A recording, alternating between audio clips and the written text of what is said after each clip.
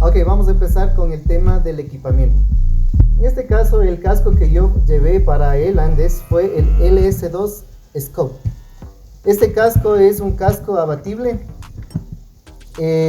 Realmente me di cuenta que es un casco que sí tiene buena ventilación, es bueno para ir en una ruta larga, pero también es un casco en el que sí me dio alguna dificultad y eso ya lo vamos a comparar. ¿Qué casco llevaste tú? En mi caso, yo llevé el Scorpion AT950, es un casco Adventure, justamente, y ahí son los temas que revisamos con Pato. Este casco lo que ofrece principalmente, además de todos los temas de ventilación, etcétera, que funciona bastante bien, es tener un campo de visión más amplio. Yo creo que eso también influye mucho, sobre todo para lo que es el manejo de pie. Cuando estamos en pie y tenemos que levantar la cara para poder fijarnos hacia adelante, esta apertura que tenemos para poder visualizar, pues eso finalmente ayuda muchísimo para no tener que hacer mucha flexión en la parte de la cabeza, que es algo que sí suele pasar con este tipo de casco. En mi caso, yo tengo también un casco de este estilo y justamente al ser la parte frontal mucho más corta, pues finalmente provoca que tengamos que mover más la cabeza hacia arriba y eso ya en una ruta larga y de off-road finalmente termina impactando en el cuello. Realmente es así. En el off-road sí sentí el peso del casco porque tenía que alzar, a ver, la verdad, para tener cuando estaba de pie en la moto, tenía que alzar. Porque si ustedes ven, es súper reducido mi campo de visión. Obviamente pero es casi todo. Entonces, sí llegó a un momento en que ya me dolía el cuello, porque al momento de estar de pie, casi todo el momento tenía que alzar a ver, y el casco se me bajaba, a pesar de que es mi medida y todo, pero sí sentía esa incomodidad. ¿Algo más? Sí, en todo caso aquí la recomendación es, si sienten más comodidad, utilicen este tipo de casco, pues que finalmente en una ruta larga terminará impactando positivamente también en el desplazamiento. La ventaja de estos cascos es que si es que tú vas a hacer una de estas rutas o de estos retos, son abatibles. Y esto ayuda un poco a que te ventile más, te entre más el aire frío y no estés dentro del casco sudando. Y obviamente es súper incómodo mientras manejas y estás en el reto, no puedes parar a estar tomando aire o relajarte un poco. Entonces sí es bueno que sea abatible para este tema. Y hay partes en las que realmente no vas tan rápido por el camino mismo y sí podrías abrírtelo un poco.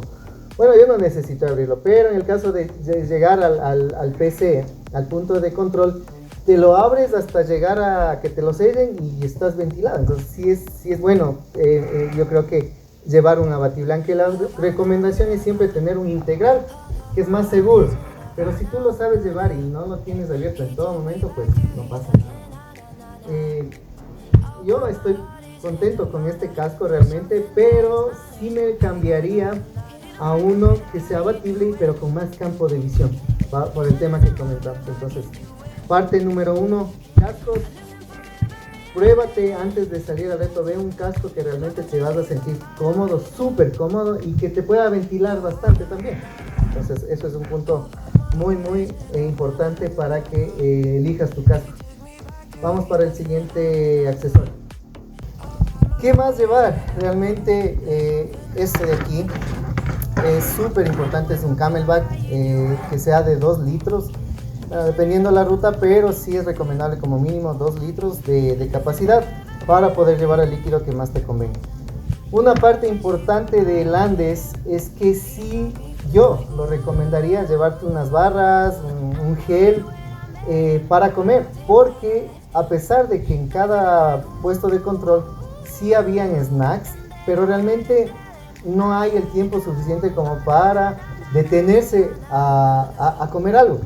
Entonces lo que me pasaba con Carlos, que él sí tenía mucha hambre, me decía, quiero comer. Y le decía, pero mira el tiempo. Si es que tenemos tiempo, paramos, porque sí, en comer hasta que te sirvan, hasta comer algo más, sí te llevarías 1 hora, ¿o no? Así es, cuando organizamos la ruta teníamos pensado ya incluso en algunos puntos de control en los que íbamos a comer o íbamos a hacer compras en alguno de los pueblos que íbamos a estar. Sin embargo, ya en la realidad, por todos los temas que les comentamos, ¿no? Primero la salida tardía, segundo el hecho de la espera mismo como tal, bueno, terminamos saliendo prácticamente una hora más tarde de lo previsto y esa hora es la que nos terminó afectando para que no podamos en los puntos de control hacer una comida un poco más fuerte, me refiero a un almuerzo, por ejemplo, no lo pudimos hacer. Entonces, lo que hicimos, afortunadamente y por recomendación de Pato, con su experiencia en bicicletas, es llevar las barras energéticas, un gel energético, muy hidratados, eso sí, porque llevamos mucha hidratación, y eso fue lo que pudimos ir consumiendo en los puntos de control. Más allá de los 2 puntos de control en los que sí nos ayudaron también con algo de snacks, ¿no? Por ahí un sándwich, una empanada con jugo. Bueno, eso también fue la parte positiva de algunos puntos de control. En todo caso, la recomendación en ese sentido, siempre ir preparados ustedes, y si el tiempo les va dando conforme avance el reto, pues ahí también pueden hacer ya su consumo en cada uno de los puntos o como ustedes deseen, ¿no? La recomendación que les menciona Pato con la bolsa de hidratación, importantísima, y sobre todo para que, otra recomendación aquí, es que la usen previamente. Todo lo que nosotros les estamos mostrando, la idea es que usen previamente el reto y no lo usen en el reto por primera vez, porque ahí también les puede generar algún inconveniente. Entonces, hagan la prueba de cómo se comporta su bolsa de hidratación, utilícenla, si se sienten cómodos, la llevan, si no se sienten cómodos, pues lo que tendrán que hacer es parar en los puntos de control y consumir bebidas en ese momento. Pero en todo caso, la recomendación siempre es que lleven la hidratación personal y vaya todo eso preparado. Otro punto también que quiero agregar es el tema de que traten de que sea así un camelback, porque te cierra en la parte de arriba en el pecho y abajo en la cintura. Va seguro para que la maleta no se vaya moviendo. Entonces, como decía Carlos, es importante probar todo antes. O sea, una semana antes al menos tratar de hacer una salida como que ya estuvieras en el reto. No hacer cambios en la moto ni cambios de vestimenta a último momento, porque realmente no sabes cómo se va a comportar, si vas a estar cómodo o no. Entonces realmente todo, siempre prepárate con una semana de anticipación del reto. Así es. Y aquí, y justamente en ese sentido, les tenemos otra sugerencia respecto al tipo de calzado de utilizar. La organización lo que nos pide es que se utilice calzado que al menos cubra la parte del tobillo. Sin embargo, sí sugerimos nosotros, por cómo nos fue en el reto, que utilicen una bota adecuada, justamente por temas de seguridad. Recuerden que el camino, una parte del camino es off-road y siempre va a ser necesario un tipo de bota que ofrezca una mayor seguridad a lo que es el pie, tobillo y en este caso cierta parte de la canilla. Recomendamos el uso de este tipo de botas, que sean botas altas con todas las protecciones homologadas. Esto también les va a ayudar en el momento del reto. Ahora, aquí por ejemplo, como experiencia personal, que es justo lo que les mencionaba Pato respecto a la configuración de la moto. Como ustedes pueden ver, esta es una bota que es rígida, tiene ciertos engranes en la parte del tobillo, pero sin embargo es una bota dura. Esto lo que me estaba generando inconvenientes es complicaciones en el cambio de marcha. Esto previamente, ¿no? Porque todo este equipamiento lo probamos previamente, que es justamente la recomendación también que les hacemos. El momento de hacer los cambios de marcha no lograba entrar fácilmente la bota en la palanca de cambios y eso me estaba generando problemas. Días antes en las pruebas logramos encontrar una configuración más alta de la palanca de cambios y la verdad es que eso me ayudó muchísimo. No tuve ningún problema en ningún momento del reto. Como anécdota, es súper importante las botas, a pesar de que digan que es mucho peso, es que no son flexibles. Lo que yo iba atrás en la ruta en off-road, yo iba atrás, Carlos, y hubo un momento en que él sintió que la moto se resbaló y obviamente el hecho de que el instinto de no caerse es poner el pie, obviamente, y en la tierra, ahí es cuando dije, la bota es lo más necesario porque el pie se le fue para atrás. Un golpe mínimo en un zapato que no tenga protección, eso te va a doler muchísimo, y peor aún si es que el pie se va hacia atrás de la moto o golpeas contra la moto, te vas a lesionar. Entonces, importantísimo el calzado con la protección necesaria, ya sea para el tobillo o un poco más arriba, debes adquirir. ¿Qué marca? La que tú quieras, eso sí, ya va de acuerdo al bolsillo Con también. la que te sientas cómodo. Exactamente. Algo importante que decíamos o consideramos que debemos llevar es pues algunas herramientas.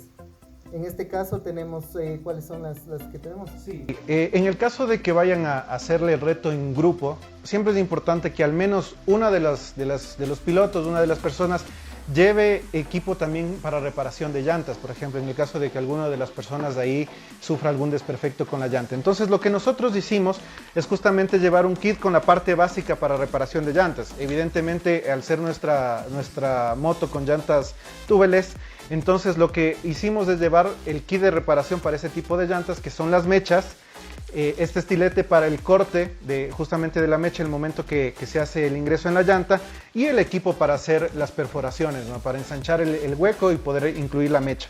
Adicional, siempre una pinza, que nunca está de más. Un juego de válvulas también, en el caso de que alguna de las válvulas se haya roto. Aquí tenemos un poco de engrasante para poder pasar la mecha. Y esto que sí es importantísimo que lo puedan llevar, este es un compresor inalámbrico. Hay otros también de otro tipo que se conectan directamente a la toma de electricidad de la moto, y esto sirve muchísimo en el caso de que por ahí se baje un poco la llanta, poder llegar hasta un punto donde se pueda reparar, etcétera, ¿no? Entonces esto sirve muchísimo. Y adicional, algo que no llevamos y lo aprendimos el día del reto, tenemos que llevar siempre cinta tape. Tuve un desperfecto con la luz posterior de mi moto, que ya luego les contaremos de eso también en el momento que hablemos de la ruta. Y tuvimos que comprarlo en uno de los pueblitos. Afortunadamente esto es un elemento que hay en todo lado, pero sirve muchísimo, así que recomendación esto, y también amarras. Los templones ya lo hablaron en el video de Pato. Esto es parte de la exigencia que pide la organización, así que es importante también que lo lleven en el caso de algún desperfecto con la moto. Eso sería no te dicen en la organización que lleves esto, pero sí es súper importante. En el tema de la ropa, yo ya les mencioné en el video anterior, pueden verlo. Lo que sí es recomendable es, como les había dicho, todo con protecciones homologadas o de buena calidad. Yo creo que en este tema de protección hacia nuestro cuerpo es lo que no debemos escatimar en gastos. Realmente la marca es indistinta, pero sí, por favor, compra algo que te proteja. O sea, no es que estás protegido al 100%, pero por lo menos la caída va a ser menos dolorosa y las fracturas también no van a ser tan fuertes y te puedas movilizar hasta llegar a un punto donde te puedan asistir. Pero sí, recomendamos al 100%. Hay mucha gente que dice, no, es que ese traje parecen astronautas, es que es muy pesado, y un montón y se creen todos unos pros. Entonces, no, nada que ver. Uno no sabe lo que nos puede pasar en el camino. Sí, no se olviden también de lo que es la protección para lluvia. Utilicen el impermeable. Más allá de que ya los trajes como tal ofrecen cierta protección para la lluvia, sin embargo siempre es importante, sobre todo porque se pueden encontrar con zonas con mucha lluvia. En nuestro caso, afortunadamente, la lluvia fue bastante ligera y por eso no tuvimos mayor problema en ese sentido, y tampoco tuvimos mucho problema con lo que son los guantes. Pudimos seguir utilizando prácticamente los guantes que utilizamos normalmente acá, sin necesidad de colocarnos unos mucho más resistentes para lluvia.